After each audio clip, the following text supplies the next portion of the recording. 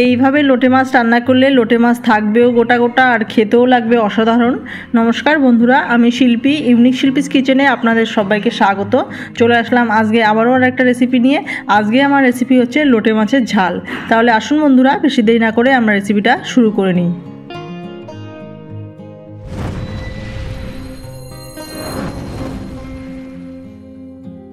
লোটে মাছের ঝাল করার জন্য এখানে আমি 500 গ্রাম মতো লোটে মাছ নিয়েছি। লোটে মাছগুলোকে ভালো করে পরিষ্কার করে নিয়েছি। এইবার লোটে মাছগুলোকে আমি দু টুকরো করে নিচ্ছি। আপনারা চেষ্টা করবেন লোটে মাছগুলো একটু ফ্রেশ আর একটু বড় সাইজের নেওয়ার।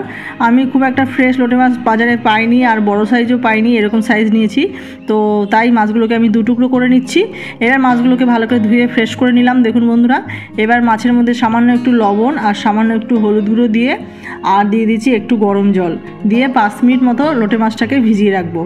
এই লবণ, হলুদ আর গরম জলের সঙ্গে মিশিয়ে রাখলে লোটে মাছের যে একটা গন্ধ আছে আষ্টে, সেটা থাকবে না। আর লোটে মাছের যে অতিরিক্ত জল থাকে সেটাও বেরিয়ে যাবে আর মাছটা খেতেও ভালো লাগবে। তো দেখুন বন্ধুরা, 5 মিনিট লোটে মাছটাকে আমি ভিজিয়ে রেখেছিলাম। এইবার লোটে মাছটাকে আমি জল ঝরিয়ে রেখে দেবো। তো লোটে মাছটা এদিকে জল ঝরানো থাকুক, এইদিকে আমি কড়াই বসিয়ে দিচ্ছি। কড়াইতে দিয়ে দিচ্ছি পরিমাণ মতো সর্ষের তেল। তেলের পরিমাণটা আপনাদের প্রয়োজন অনুযায়ী দিয়ে নেবেন। তো দেখুন বন্ধুরা, তেল ভালো মতো গরম হয়ে গেছে। তেলের মধ্যে আমি দিয়ে দিচ্ছি 2 বড় সাইজের পেঁয়াজ আর দিয়ে দিয়েছি 4টে কাঁচা লঙ্কা কুচি। তো লঙ্কার পরিমাণটাও আপনাদের প্রয়োজন অনুযায়ী দিয়ে নেবেন, কারণ লোটে মাছের ঝাল করছি তাই আমি লঙ্কাটা একটু বেশি দিয়েছি। আপনারা আপনাদের প্রয়োজন অনুযায়ী দিয়ে নেবেন। এইবার পেঁয়াজ 2-2.5 মিনিট ভাজা ভাজা হয়ে গেলে তারপরে আমরা এর মধ্যে আদা রসুন বাটা অ্যাড করে দেবো। আমি এখানে একটা বড় সাইজের রসুন দিয়েছি আর দিয়েছি 1 ইঞ্চি মাপের 1 টুকরো আদা। আদা আর রসুন দুটো একসঙ্গে নিয়ে ভালো করে বেটে নিয়েছি। তো দেখুন বন্ধুরা, আদা রসুন পেঁয়াজের সঙ্গে ভালো করে মিশিয়ে ভালো করে একটু সময় নিয়ে কষিয়ে নেব। আদা রসুনের কাঁচা গন্ধ চলে গেলে তারপরে আমরা এর মধ্যে শুকনো মশলাগুলো অ্যাড করে দেবো।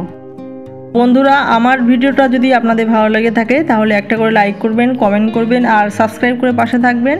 আর স্কিপ না করে পুরো ভিডিওটা দেখবেন, আশা করছি আপনাদের ভালো লাগবে। তো দেখুন বন্ধুরা, কথা বলতে বলতে পেঁয়াজ আদা রসুন ভালো মতো কষানো হয়ে গেছে। এইবার আমরা এর মধ্যে অ্যাড করে দিলাম একটা ছোটো সাইজের টমেটো আর দিয়ে দিচ্ছি পরিমাণ মতো লবণ আর দিয়ে দিচ্ছি 1/2 চামচ মতো হলুদ গুঁড়ো আর দিয়ে দিচ্ছি 1/2 চামচ জিরের গুঁড়ো, দিয়ে দিচ্ছি 1/2 চামচ লঙ্কার গুঁড়ো আর দিয়ে দিচ্ছি মশলার বাটি ধোয়া একটু জল। এইবার সব মশলা দিয়ে ভালো করে গ্যাসের ফ্লেমটাকে লো মিডিয়াম করে কষিয়ে নেব। মশলা থেকে তেল ছাড়া অবধি আমরা ওয়েট করব। মশলাটা ভালো মতো কষে গেলে তারপরে আমরা এর মধ্যে মাছগুলোকে অ্যাড করে দেবো।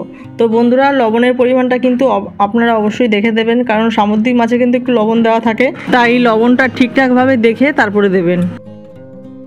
আর মশলাটাকেও ভালো মতো কষিয়ে নিতে হবে, কারণ মাছ দেওয়ার পর কিন্তু খুব একটা মশলা কষানো যাবে না, তাই মশলা থেকে তেল ছাড়া অবধি আমরা অপেক্ষা করব আর মশলাটাকে ভালো মতো কষিয়ে নিতে হবে।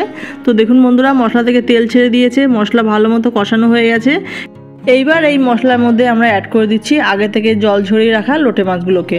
তো দেখুন বন্ধুরা, লোটে মাছগুলোকে আমরা কড়াইয়ের মধ্যে দিয়ে দিলাম। এবার মাছগুলোকে মশলার মধ্যে দেওয়ার সঙ্গে সঙ্গেই মাছগুলোকে কিন্তু ভালো করে উল্টে পাল্টে নাড়ি চাড়িয়ে মশলা মিশিয়ে নিতে হবে মাছের সঙ্গে, কারণ মাছ যদি রান্না হয়ে যাওয়ার পর নাড়াচাড়া করা হয় তাহলে কিন্তু মাছ ভেঙে যাবে। তো মাছগুলো দেওয়ার সঙ্গে সঙ্গে আমরা মাছের সঙ্গে ভালো করে মশলা মাখিয়ে এদিক ওদিক করে আলতো হাতে নাড়াচাড়া করে নিয়ে তারপরে গ্যাসের ফ্লেমটাকে মিডিয়াম করে নিয়ে আমরা মাছটাকে রান্না করে নেব। তো দেখুন, মশলার সঙ্গে মাছ ভালো করে মেশানো হয়ে গেছে। এবার গ্যাসের ফ্লেমটাকে মিডিয়াম করে নিয়ে আমরা মাছটাকে রান্না করে নিচ্ছি। আমি কিন্তু ঢাকা দিইনি, ঢাকনা ছাড়াই রান্নাটা করে নিচ্ছি। তো মাছটা খুব নরম যেহেতু, তাই ঢাকা দেওয়ার প্রয়োজন নেই। আর মাছের থেকেও জল একটু বেরোয়, তো ওই জলেই মাছটা রান্না হয়ে যাবে। তো দেখুন, আরেকবার আলতো হাতে মাছটাকে একটু উল্টে দিলাম 2-3 মিনিট পর। আর আমি মাছটাকে উল্টাবো না, এইভাবেই মাছটাকে রান্না করে নেব। মাছ বেশি রান্না হয়ে গেলে কিন্তু উল্টাতে গেলে কিন্তু মাছ ভেঙে যাবে, তাই আমি আর মাছ উল্টাবো না। এইভাবে খুন্তি দিয়ে নিচ দিয়ে একটুখানি নাড়াচাড়া করে নিচ্ছি আলতো হাতে।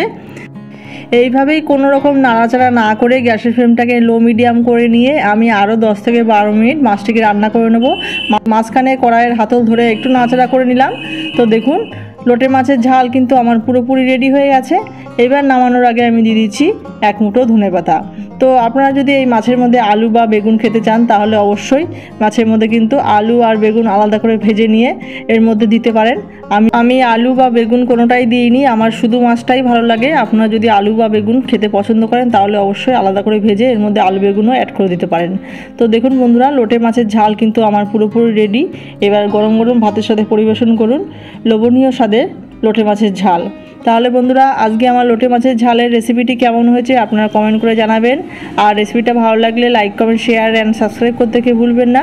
চ্যানেলে নতুন বন্ধু হয়ে থাকলে চ্যানেলটিকে সাপোর্ট করবেন, পাশে থাকবেন। আর যারা পুরনো বন্ধু আছেন তাদেরকে অসংখ্য ধন্যবাদ, নতুন বন্ধুদেরও অসংখ্য ধন্যবাদ জানিয়ে আজকের ভিডিওটা এখানেই শেষ করছি। আপনারা সবাই ভালো থাকবেন, সুস্থ থাকবেন, ধন্যবাদ।